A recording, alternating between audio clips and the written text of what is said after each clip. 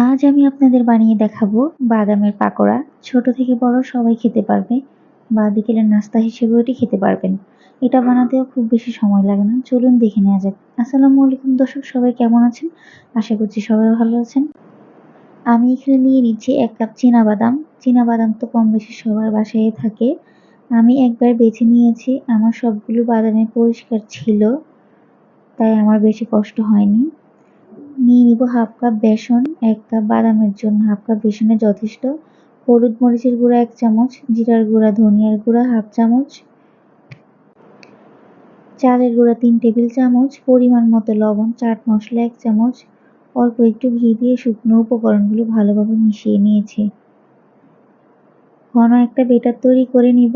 আমি এখানে একেবারে সব পানি দিয়ে দিব না, অল্প অল্প পানি দিয়ে ঘন একটা বেটার তৈরি করে নিয়েছি। এই তো দেখতেই পাচ্ছেন বেটারের ঘনত্বটা ঠিক এমন হবে, বেশি পাতলাও না আবার বেশি ঘনও না। এরপর আমি শুকনো মশলা তৈরি করে নিব। কিছুটা মরিচের গুঁড়ো, বিট লবণ আর ১ চামচ চাট মশলা দিয়ে ভালোভাবে মিশিয়ে নিয়েছি। কড়াইতে তেল গরম হতে দিয়েছি। তেলটা বেশি গরম হবে না, হালকা গরম অবস্থা থাকাকালীন বাদামগুলো দিয়ে দিতে হবে।